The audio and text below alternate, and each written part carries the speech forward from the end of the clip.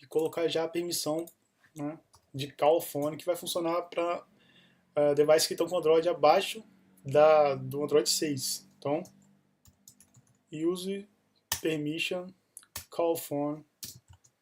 Show de bola, isso já é o suficiente para a gente aqui.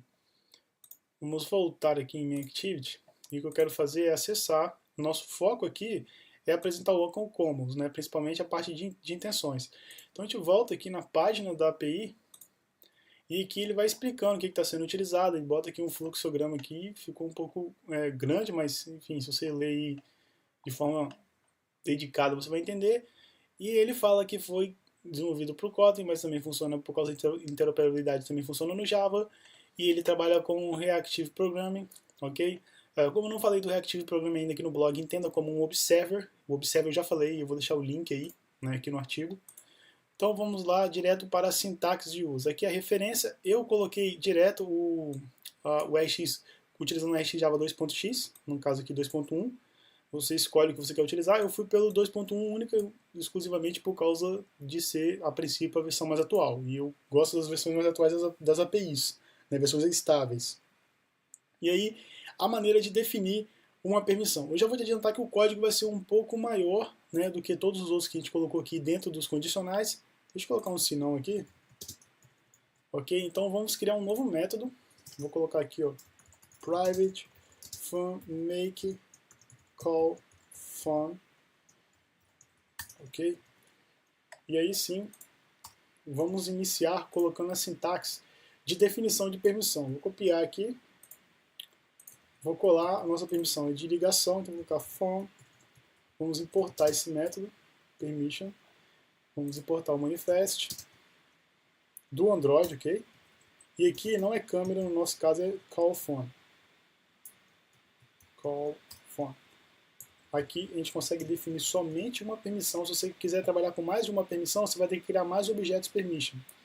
Esse segundo parâmetro, segundo argumento, na verdade, é o texto que vai ser utilizado para explicar ao usuário de maneira mais aprofundada por que ele tem que liberar a permissão. Se você colocar nulo, nenhum texto vai ser utilizado, nenhum dado vai ser aberto se ele negar.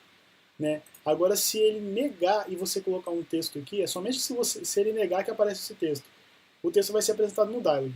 A gente já tem um texto aqui, eu vim values, eu vim strings. Você vai ver que eu tenho aqui a explicação, permissão, vamos utilizar esse camarada. Né? Apesar dessa funcionalidade não ser crítica no nosso aplicativo, ok? A gente vai sim utilizar esse texto de explicação, para o cara poder entrar em contato com os nossos, no caso, vendedores, seja o que for, suporte, num aplicativo institucional, isso é importante.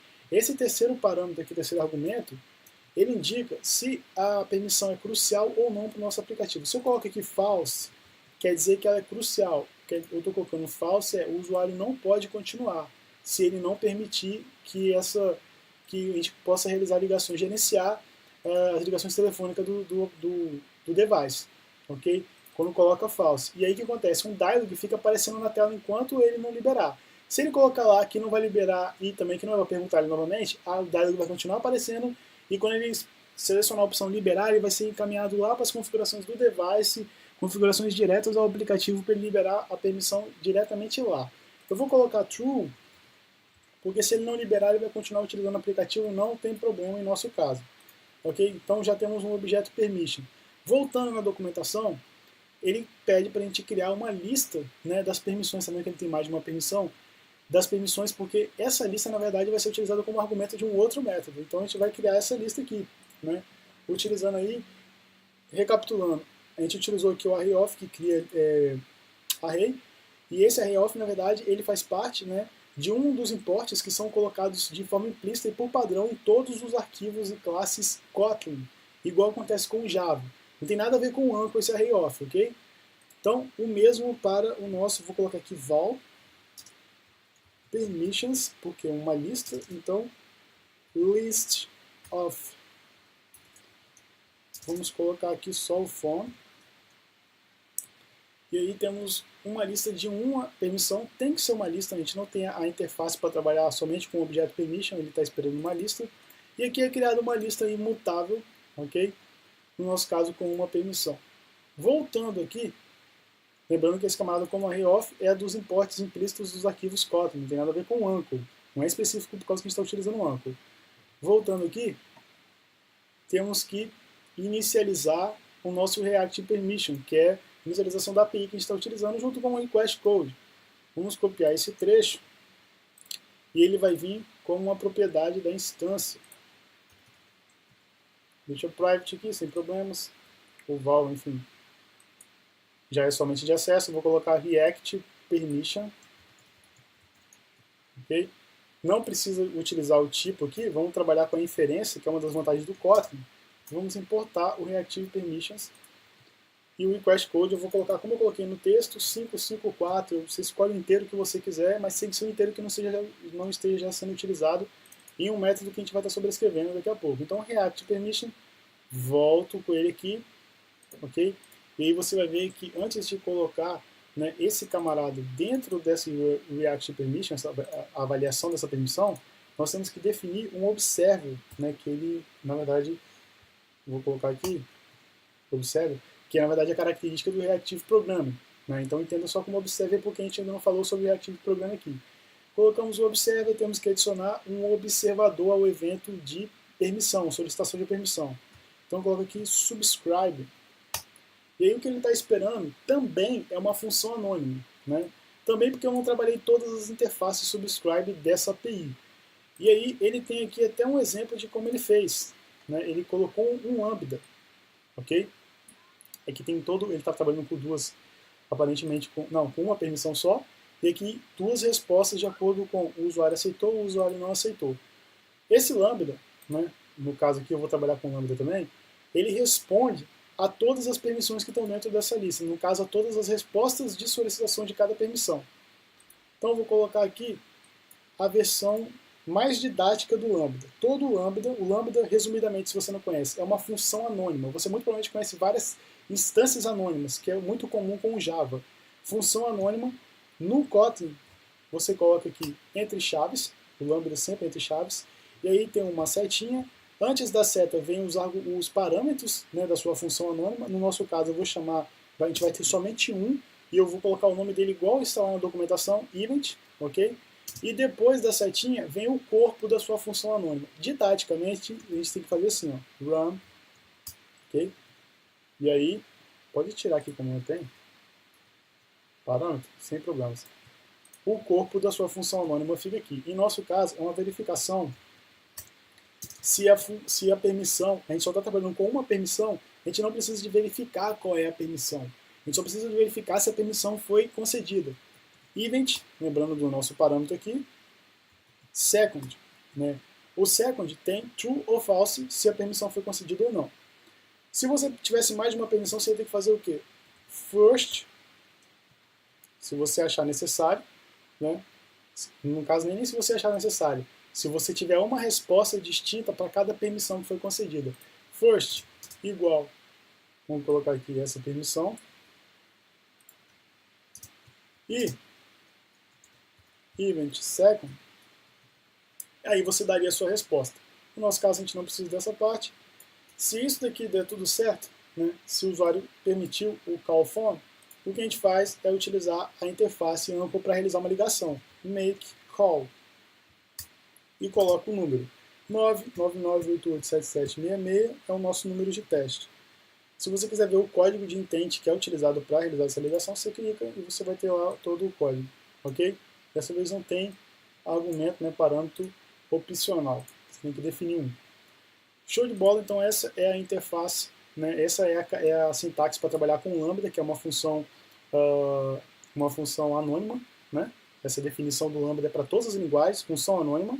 Okay? Só que a sintaxe aqui é exclusiva do Kotlin. Pode ter alguma outra linguagem que tem uma sintaxe muito similar. E aí, por convenção, no Kotlin, quando você só tem uma função lambda, ou então quando você tem o último parâmetro, na verdade, o último parâmetro, o último argumento é um lambda, você pode fazer isso daqui. Ó.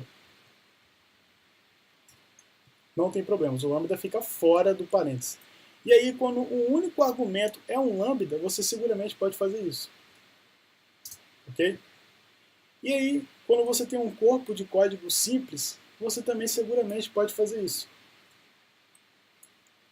Toma cuidado com o Lambda, parece que ele é muito bom, dependendo do seu código ele vai te ajudar bastante, mas se você começar a colocar códigos grandes aqui dentro, você vai tirar o que do seu projeto? Leitura, né? Vai ficar difícil de ler se você colocar um monte de código acumulado, né, um em cima do outro, ainda mais com essa característica do Lambda que você vai definindo todo um algoritmo dentro de um método que já tem no caso, uma responsabilidade, você colocar outra responsabilidade mesmo que ela esteja dentro do Lambda, ok?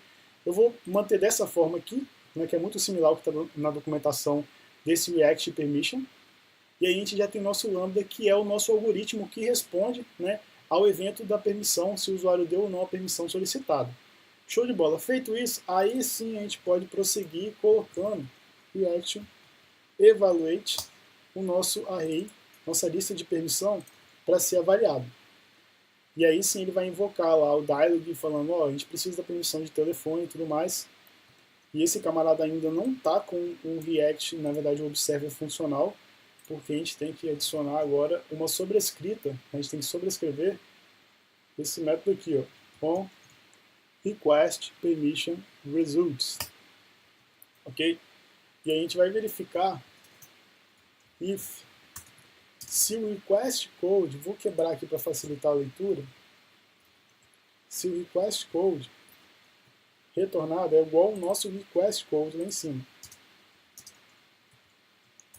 Request code. E aí, se sim, a gente vai pegar o nosso React permission e aí colocar o nosso receive. Primeiro, aqui vai entrar as permissões, depois os resultados. E você vai ver que vai ter um complain aqui, porque ele está esperando um array de string. E o que a gente tem aqui é um array de entidades que herdam de string. Esse camarada aqui é equivalente a isso daqui no Java. Mas qualquer extends. Ok?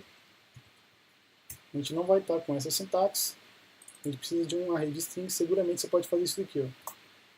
Ok? Que funciona. E aí ele começa a aceitar aqui. Show de bola. Nosso algoritmo está pronto. Só esse camarada aqui que tem que ser invocado em algum lugar. Que é exatamente aqui. E aí sim, podemos realizar os testes. Então, vamos a eles. Vamos executar o aplicativo. Show de bola. Vamos começar aqui com visitar site, que é simples. E está abrindo o site, tinhago.com.br.